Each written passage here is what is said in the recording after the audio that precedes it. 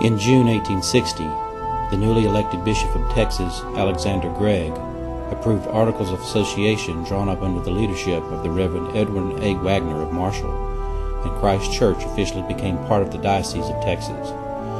That same year, the church conducted its first 2 baptisms and 5 confirmations.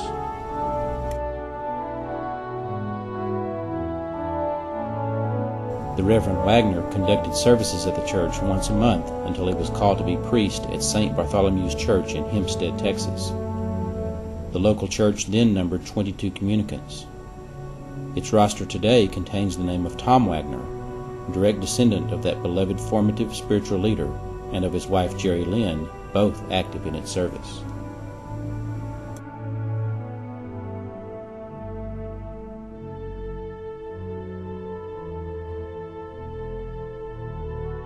Another name synonymous with the formation of Christ Church is that of Edwin Graham Benners, an attorney who came from Alabama in 1850 to establish a law practice in Jefferson and became the church's first senior warden. Appointed by the bishop as lay reader to conduct services in the absence of clergy, he went on to offer himself a candidate for holy orders and was then ordained to the priesthood by Bishop Gregg. The Reverend Benners became the first full-time rector of Christ Church and served for more than 30 years until his death in 1894 at the age of 81. The Reverend Benner's widow, Helen, then gave their home on Frew Street to be the rectory of Christ Church.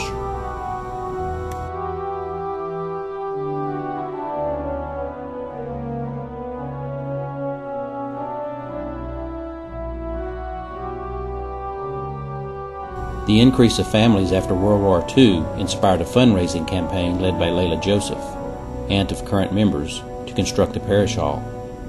The effort, initially based on the sale of greeting cards, was successful, and the work was done by members of the U.S. government veterans construction classes.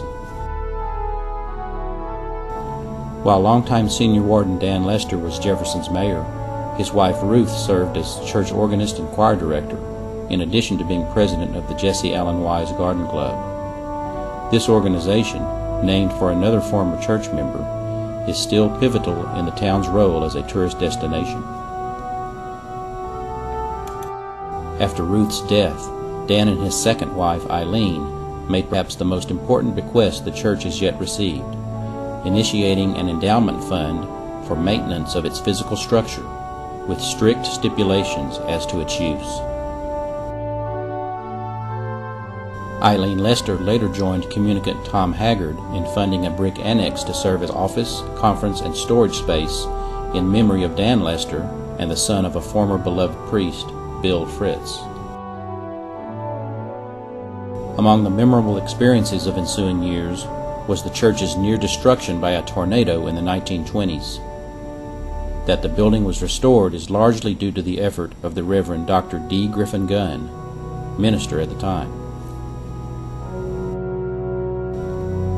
When the floor sagged in the late 70s, termite-riddled beams were replaced, and later the unobtrusive but serviceable ramp was added. Other innovations were the enlargement of bathrooms for handicap access and the expansion of the kitchen to accommodate feeding the crowds that attended annual community spaghetti suppers.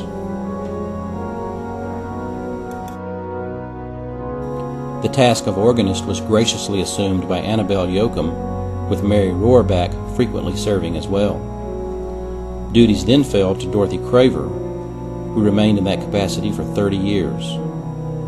Her contributions to the church include that of having compiled its rich history in book form, and of having conceived the reenactment for pilgrimage visitors of an event that occurred in 1861, which will be described later. The history of the church is not just about its clergy.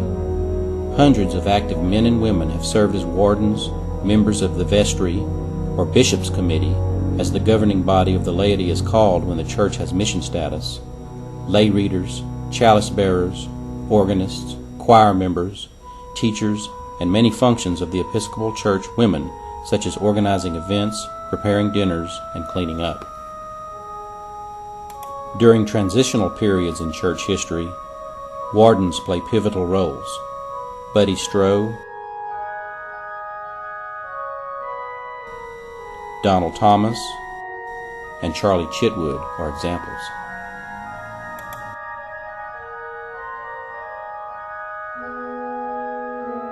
The congregation of Christ Episcopal Church has ebbed and flowed throughout its 162-year history, but has always remained vibrant and dedicated.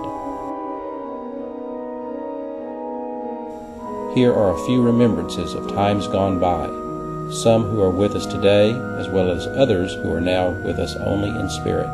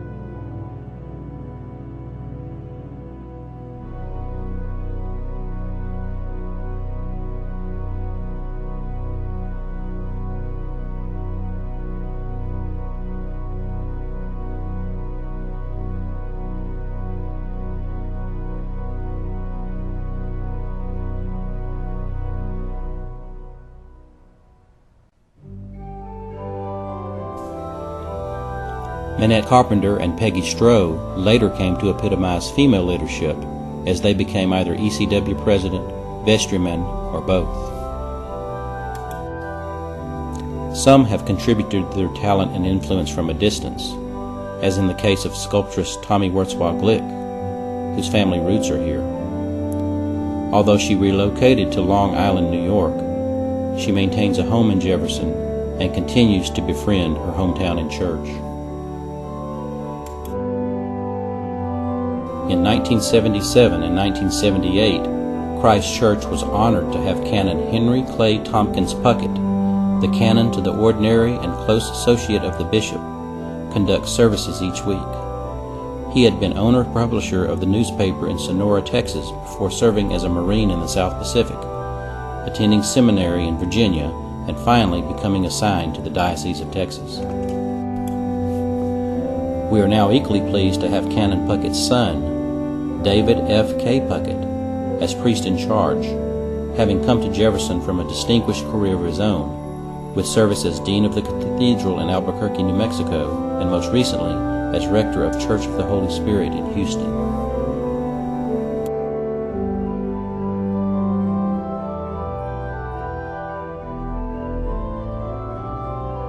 Throughout its history, Christ Episcopal Church has remained strong and vibrant because of its congregation. Here are just a few.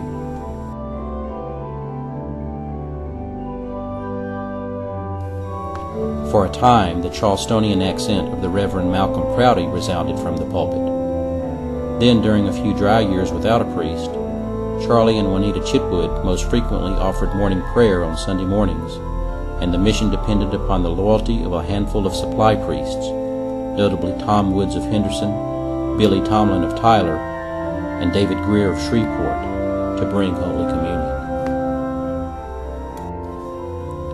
Christ Church has participated with other local churches in an ecumenical vacation Bible school and regularly supports the Jefferson Independent School District with a financial gift for textbooks and school supplies.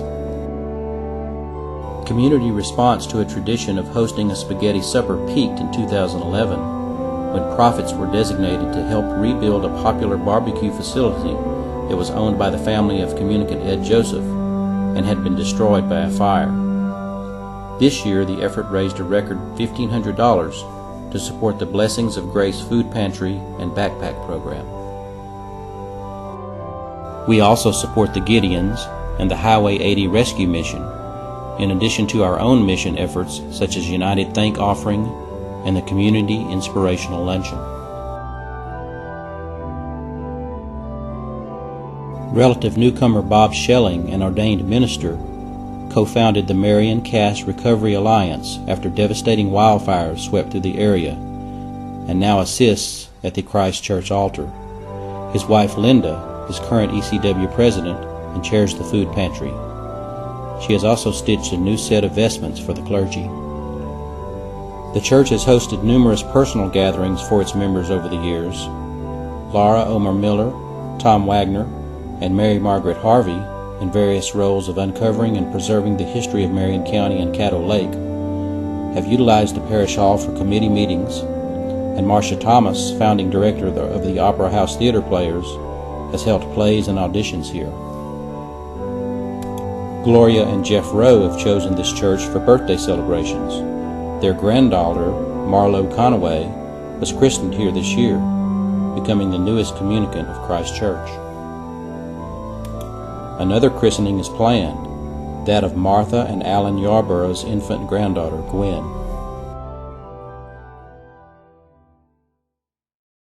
30 years ago, Mrs. Dorothy Craver proposed that the church sponsor a reenactment of the actual presentation of the colors to the Jefferson Guard. The ceremony, in which the Hillsborough Junior College Band plays a prominent part, takes place in front of Christ Episcopal Church and recreates the moment when a banner, made by the women of the church, was presented by Miss Fanny Benners, daughter of the Reverend E.G. Benners, to the troops.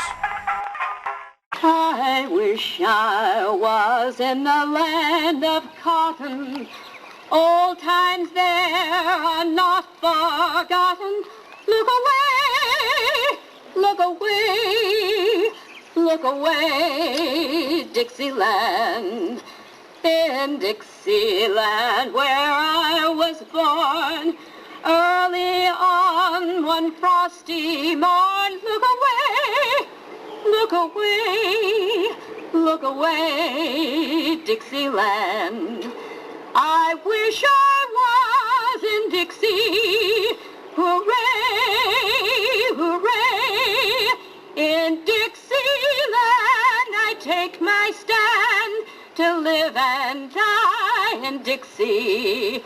Away, away, away down south in Dixie. Away, away, away down south.